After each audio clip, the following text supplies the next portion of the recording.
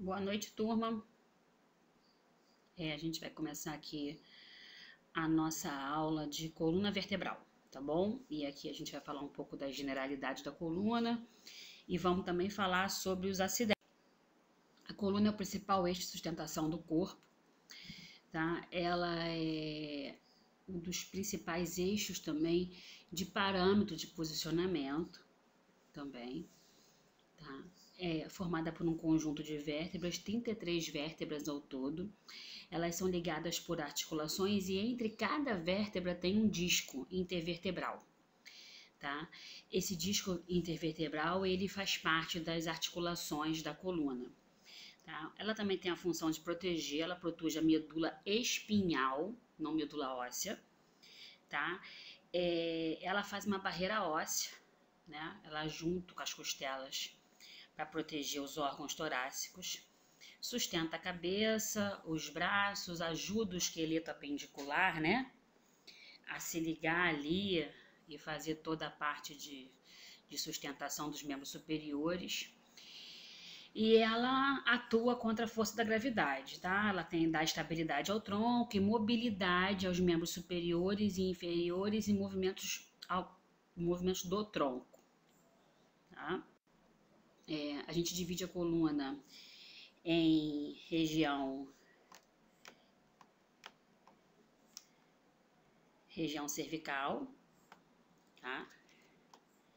Região torácica, região lombar, região do sacro e cóccix, né? Eu gosto de chamar de segmento, tá? Segmento vertebral, torácico, lombar e região sacral e segmento coccígeo.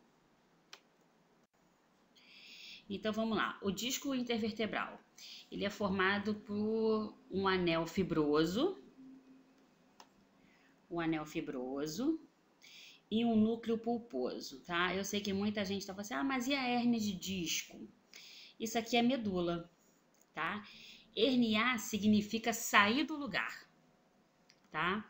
Hérnia é sempre uma estrutura que não está no seu local adequado.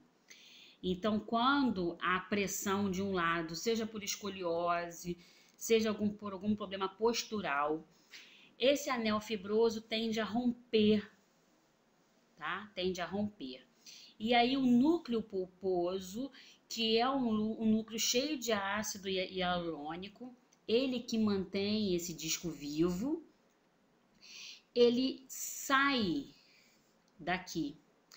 E aí o disco em si, ele vai morrendo, porque é o núcleo pulposo que nutre. Então, quando ele sai, quando o movimento da vértebra acontece, ele simplesmente comprime uma das raízes nervosas, tá?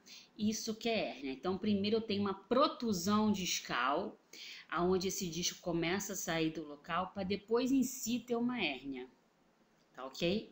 Mas não vai faltar a oportunidade da gente ter uma aula só de patologia de coluna, aí a gente entra nesse assunto com mais profundidade.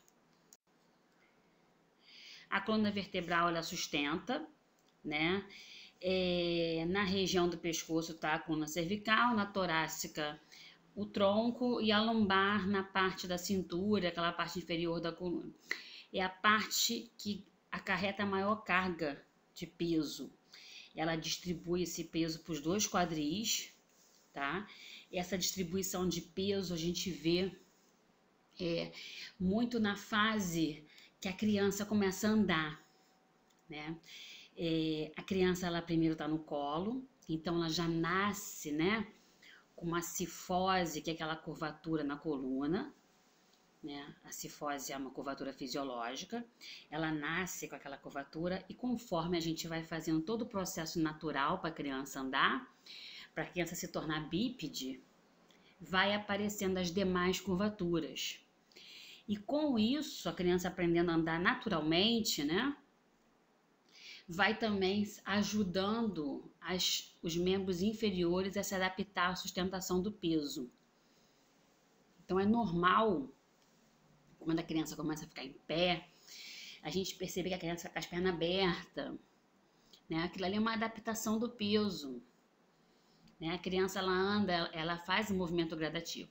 Ela tá no colo, aí depois a mãe começa a colocar ela no carrinho, a criança começa a ficar mais sentadinho, tá?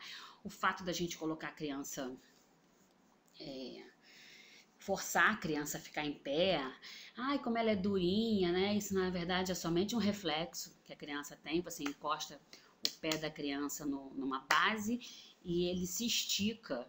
Isso é só um reflexo, tá? Então a criança senta, depois a criança começa a entrar no processo de pegar alguma coisa à frente, então ela começa a colocar os dois braços no chão, e aí depois de uns dias ela começa a levantar o bumbum dela e ficar sobre os dois joelhos, e aí ela ganha o mundo, né? Ela começa a engatinhar, e aí com o tempo ela começa a se apoiar nos móveis e ficar em pé. Nesse momento a criança começa a se tornar bípede. E aí há toda uma formação das outras curvaturas. E vai também arquear, né, um pouco o fêmur, para que esse fêmur sustente melhor o peso. Entendeu? E esse peso, ele faz com que ele vai ser distribuído para os dois membros. Então a lombar é a parte que sustenta a grande carga do peso e transfere para o tronco, tá? Eu tenho 4 curvaturas na coluna, tá? E as curvaturas são cifose e lordose, tá? Ah, eu tenho cifose, professora? Não, todo mundo tem cifose. O que você pode ter é uma hipercifose, que é uma curvatura acentuada, ou uma hipocifose, tá?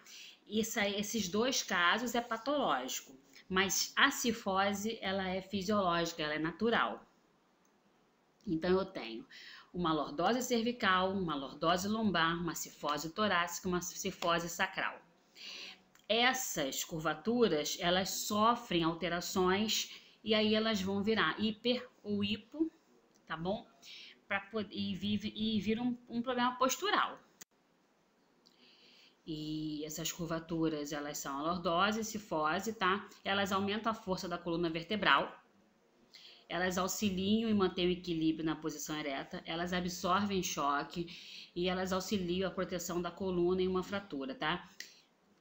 Aumentar a força é aumentar a resistência da coluna, né? A gente carrega muito melhor uma bolsa com braço dobrado do que uma bolsa com braço esticado, né?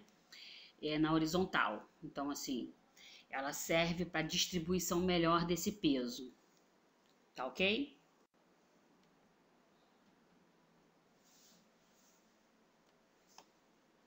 Então, a gente vai falar de acidente, tá? Lembra dos acidentes? Alguém me perguntou no grupo. O que é acidente? Acidentes são todas essas marcas ósseas, ó, que tem em todos os ossos, que serve para aderência de estruturas, passagem de estruturas. As estruturas para encostar uma na outra, né, elas fazem essas marcas nos ossos. Então, todas as vértebras, com algumas exceções que a gente vai ver, elas têm esses acidentes aqui. Decorou esses acidentes, tira 10 na prova, tá? Um corpo, um forame vertebral aonde passa a medula, um processo transverso, processo espinhoso, as lâminas e aqui, ó, nessa marca aqui é o pedículo, tá? Face articular superior e lá embaixo também tem as faces articulares inferiores, por isso que eu botei aqui no plural, tá? Que não são uma face não, tá? São 2 pares de face, tá? Cada segmento tem características e alguns acidentes particulares, então vamos estudar cada segmento. Vamos começar pelo cervical. Eu vou passar na figura, que pelo menos na figura eu explico melhor.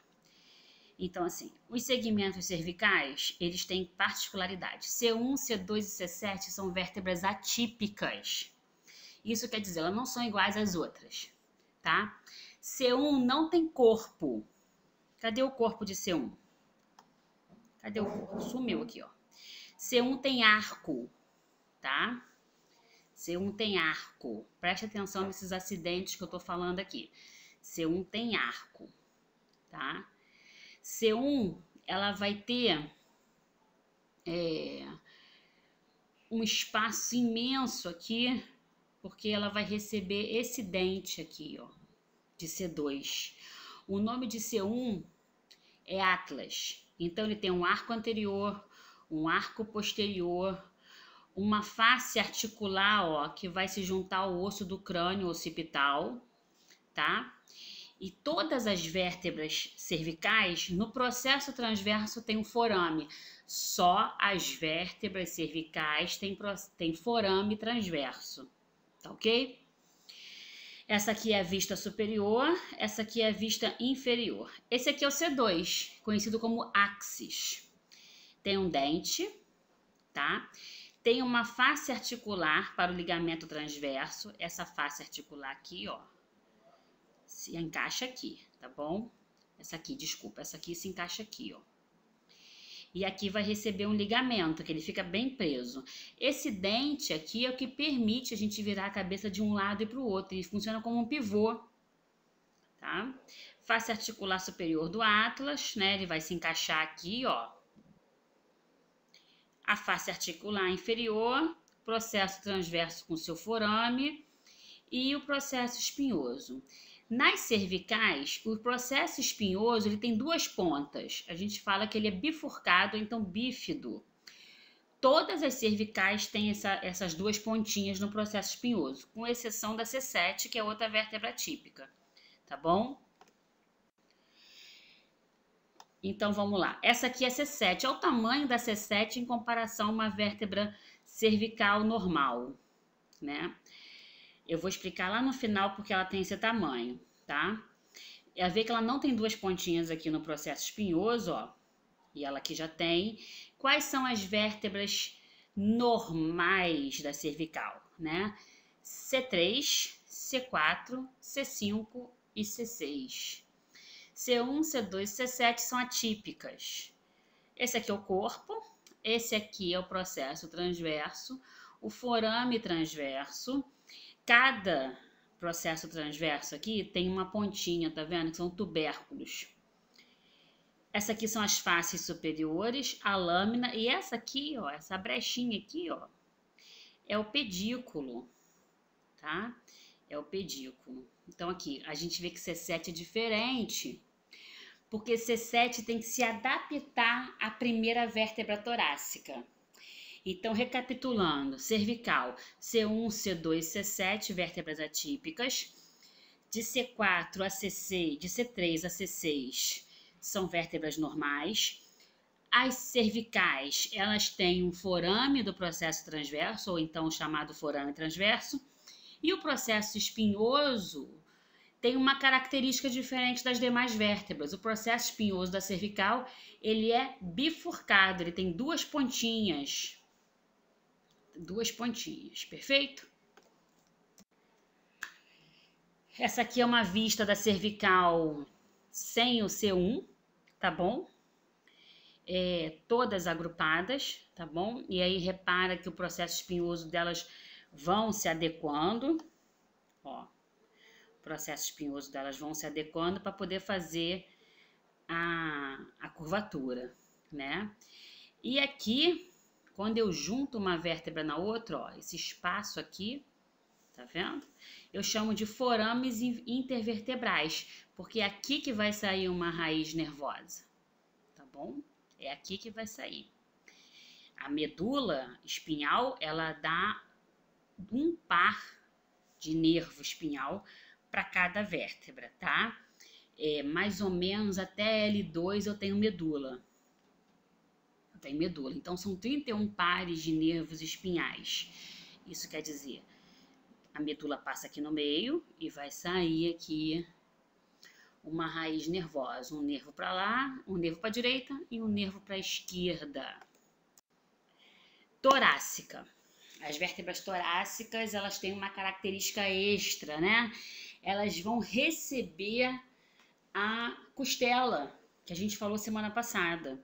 Então, elas se encaixam na costela, quer dizer, a costela se encaixa nela e elas vão ter que ter fóveas costais ou faces costais. Vocês podem ver aí na internet alguma coisa sobre faces e fóveas, né? Então, também tem muito lugar que chama de face costal. Costal, costela. Costal, costela, tá? Então, aqui eu tenho, ó, repito aqueles acidentes comuns lá no início: corpo, processo transverso, forame vertebral, processo espinhoso, lâmina, pedículo e acrescento a fóvea, tá? Acrescenta a fóvea. Aqui tem fóvea, aqui tem fóvea e aqui embaixo tem fóvea. Então a costela ela entra aqui assim, ó. Ela faz essa voltinha aqui, tá? Então uma vértebra tem torácica, vértebra torácica tem um corpo, forame vertebral, um processo espinhoso, um processo transverso, um pedículo, tá bom? E as fóveas costais. Uma característica das vértebras torácicas é que o processo espinhoso dela é mais longo que os demais segmentos. É uma característica, um adjetivo desse acidente. O acidente é o mesmo, processo espinhoso, mas a característica dele é que o processo espinhoso da torácica é mais longo. Grava bem isso, hein? Acidente e característica. Então, olha como é que esse processo espinhoso, ele é longo, ele é bem pontudinho para baixo. Olha ele aqui, minha gente, ó. E aqui eu vejo o perfil, né? Eu tenho 12 vértebras torácicas, essa aqui é T6, T de torácica, 6 de número. Faces articulares superiores, que todas as vértebras a têm, e aqui estão as fóveas costais, ó, a transversa, a superior e a inferior. Então, perguntei lá na prova, quantas fóveas costais tem uma vértebra torácica? 3, superior, transversa e inferior. As faces articulares, tá? Que ajudam, né? Que fazem articulação de uma vértebra com a outra. Processo espinhoso, o pedículo. Mas, Viviane, o que é pedículo? Pedículo é esse meio do caminho aqui, ó. Do corpo que sai para formar o processo transverso, a face articular. É esse pedaço aqui, tá bom? Na radiografia, a gente vê perfeitamente o pedículo. Ele vira uma massa, parece até um olho na vértebra. A gente vai ter oportunidade de estudar quando chegar a hora de anatomia radiológica e vocês vão ver, tá? Corpo. E aqui, ó, ele tá aqui nessa direção aqui, tá aqui dentro o forame. Lembra que eu falei para vocês que as vértebras juntas elas fazem um forame? Isso aqui é uma incisura. Se eu juntar aqui com a outra vértebra que vai estar aqui, ó, nessa incisura aqui, ó. Imagine uma vértebra aqui, né? Aqui também ele vai formar a passagem do nervo. Então aqui eu tô mostrando para vocês como é que a costela se encaixa, tá? Como é que a costela se encaixa, ó. Vou pegar dessa aqui, ó. Essa aqui, né? Tá encostando na parte inferior, na fóvea costal inferior da de cima, na transversa, e aí a gente percebe que ela se encaixa, ó, para fazer a curvatura dela, tá bom? Lombar é a vértebra mais robusta, porque, como eu disse lá na frente, a gente transfere, né? Ela fica com a maior parte de transferência do peso, então ela tem que ser volumosa, tá bom? Ela tem umas características, né, diferentes, porque o corpo dela é volumoso, o processo espinhoso dela é curto, mas ela possui os mesmos acidentes. A única coisa que ela tem diferente, ela tem um processo mamilar, tá? É que esse aqui, tá? Esse aqui é um processo mamilar, fica bem na pontinha da face articular. Processo transverso, pedículo, forame vertebral, corpo, tá? Aqui o processo transverso e o processo espinhoso. Repara que o corpo vertebral tem umas ranhuras, né? Ele tem uma porosidade, é pro disco intervertebral aderir, tá ok? E aqui eles juntos, ó. Eles juntas, elas coisa aqui o disco, tá vendo? O forame vertebral e o processo espinhoso. Ela é uma vértebra robusta, mas esse processo espinhoso dela é mais curtinho. E aí elas agrupadas. Quero que vocês olhem muito lá embaixo, lá na L5, que ela vai ter um acidente extra. Que é esse aqui, ó, uma face articular para o sacro, tá? E olha a curvatura aqui bem descrita, né? Bem descrita aqui. E aí a gente já vai do sacro e do cóccix. Esses são os acidentes: forames sacrais, cristas sacrais, canal sacral, hiato sacral, asa, face articular superior e superfície auricular. Vamos lá. Esse é o cóccix, tá? Eu tenho aqui, ó, esse processo transverso do cóccix. Isso aqui, ó, a gente chama de promontório, tá bom? Essa parte aqui superior a gente chama de promontório, ó. É a bordinha. Processo articular superior, a asa do sacro, os forames sacrais, linhas e cristas sacrais transversas. E aí vamos virar que tem mais acidentes. A crista sacral mediana, a intermédia, tá bom? A intermédia aqui, ó. E a lateral aqui. Isso aqui é a superfície auricular, é onde se encaixa, né, o quadril e faz a articulação sacroiliaca, tá bom?